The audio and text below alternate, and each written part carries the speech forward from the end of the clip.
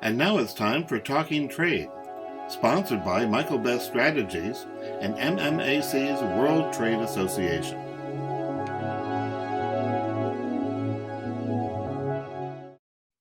I'm Sandi Siegel, president of MEJ. Welcome to another episode of Talking Trade.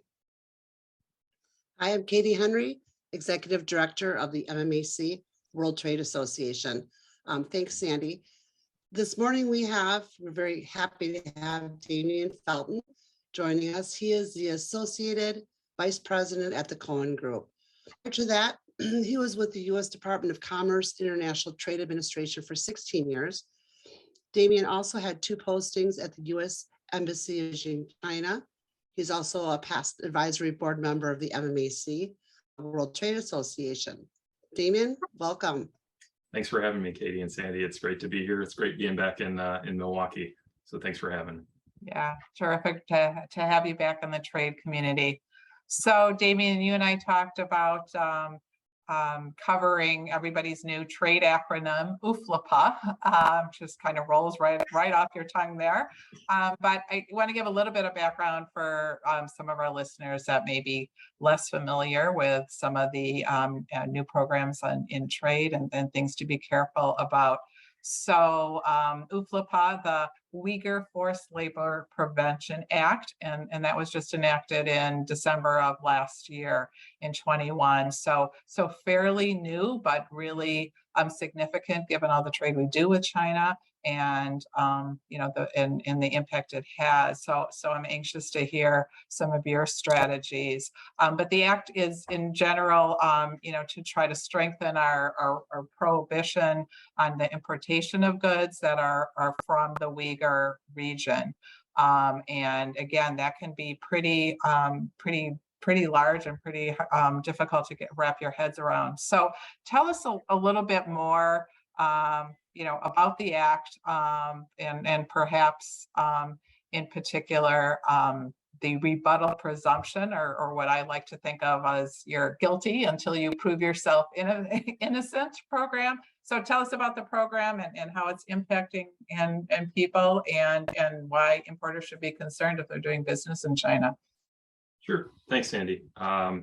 Yeah, I have never really adopted the UFLPA acronym. I still call it UFLPA, a couple more syllables, but a little bit easier to say. But I think about UFLPA in the context a little bit of the U.S.-China trade relationship and kind of the monikered trade war.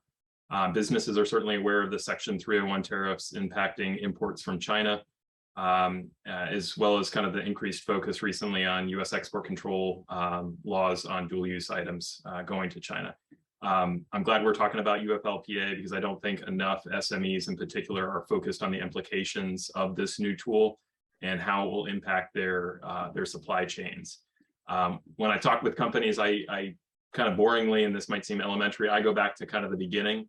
The U.S. has maintained an import ban on items made with forced labor, wholly or in part, dating back all the way to essentially 1930 and a little bit before that. But in the Tariff Act of 1930, Section 307 prohibited the importation of items made with forced labor. However, under Section 307, there was this loophole that allowed items to be imported that were made with forced labor if there wasn't sufficient quantities to satisfy domestic consumption or demand. This changed decades later in 2016 when Congress removed the consumptive demand clause from Section 307 of the Tariff Act. So the loophole was closed. Kind of just as like an anecdote, the US remains the only country that enforces an import ban on forced labor without this consumptive demand loophole. The EU is considering similar legislation now, but the US is kind of at the vanguard of this. So after 2016, CBP started issuing what are called withhold release orders, as you're well aware. And these are letters to ports instructing them not to allow entry of certain items focused on bad actor companies and then eventually certain products. And that was kind of the next iteration of how the country, the United States and CBP used to kind of counteract forced labor. There were WROs, and there are WROs on related to China on cotton, tomatoes, and silica-based products. But outside of these specific products, it's hard for CBP to figure out where forced labor is used in the production of imported goods. And this is where UFLPA comes into play. And as you mentioned, Sandi, back in December of 21, the law came into place, and it creates the presumption that any goods manufactured wholly or in part, and I'm going to repeat that, I think, many times over the next couple of minutes, coming from Xinjiang, China, which is a large autonomous region within China, or a company that is named under the UFLPA entity list. So if the item comes from Xinjiang or is on this entity list, the item that's coming, that's being imported, is produced or somehow affiliated with an entity listed, there is the now rebuttable presumption you're guilty until proven innocent that these items were made with forced labor. And because of that loophole that was closed under Section 307, they are now banned from importation into the United States. Just as a quick aside, this really stems from the social programs that China is targeting Uyghurs and other ethnic minorities in the Xinjiang Autonomous Region that give rise to forced labor. There was the operative provision of this law that was signed in December of 21, came into effect this past June. And so again, items originating wholly or in part from Xinjiang will be denied entry unless there's clear and convincing evidence that they were not made with forced labor. And clear and convincing evidence is a very high evidentiary bar.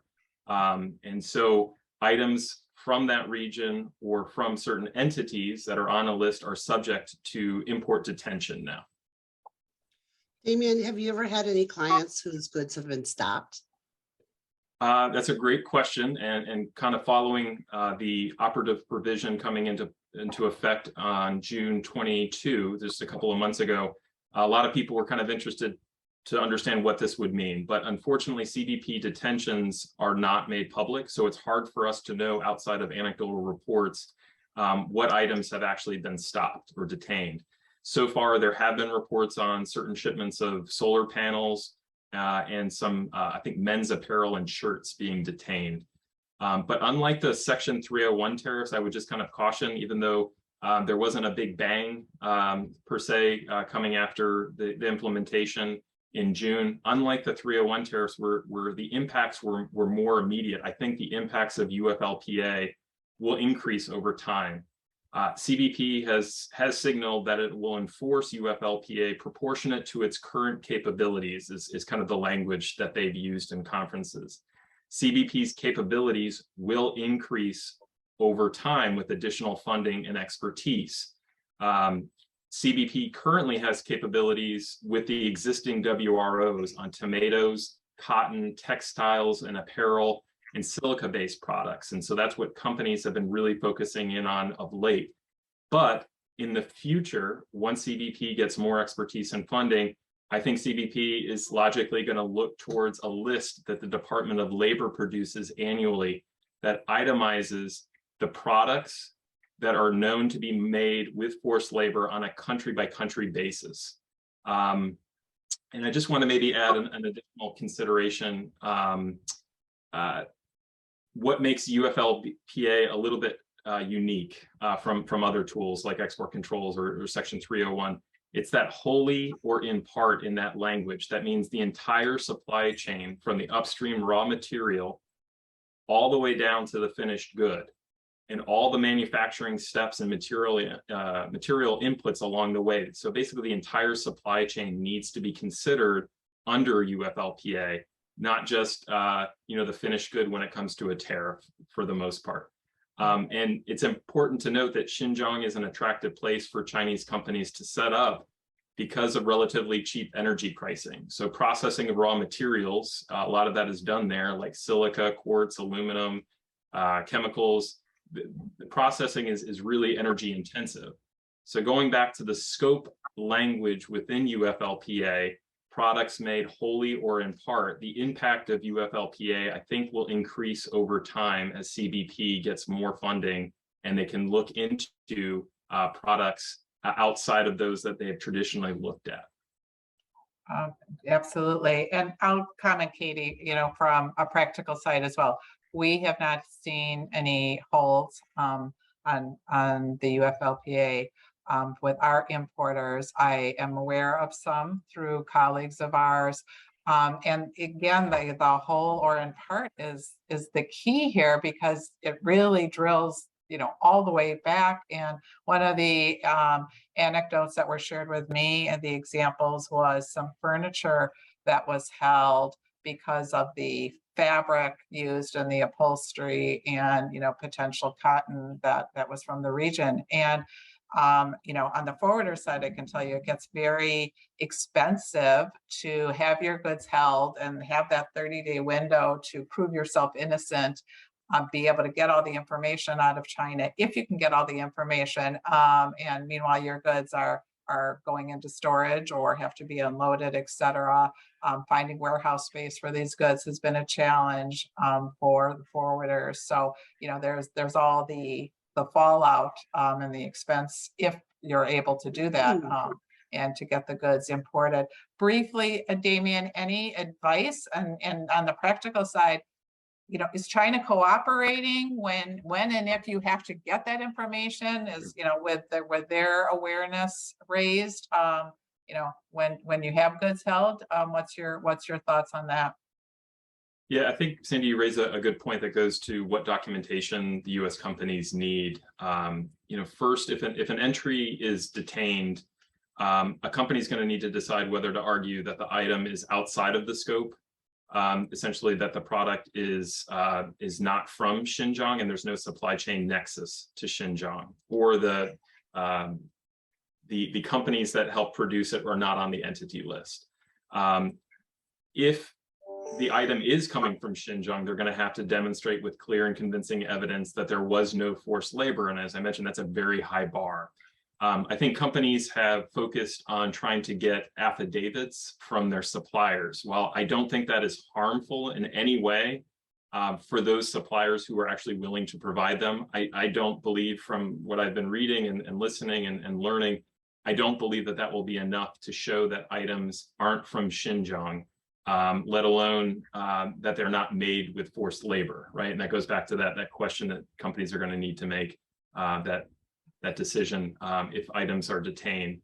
So they're going to need to demonstrate, companies, end-to-end sourcing of all the components and parts and their origin.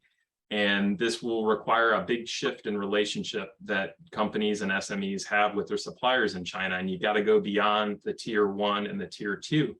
And you're still responsible as an importer to go much further upstream, all the way to the raw material.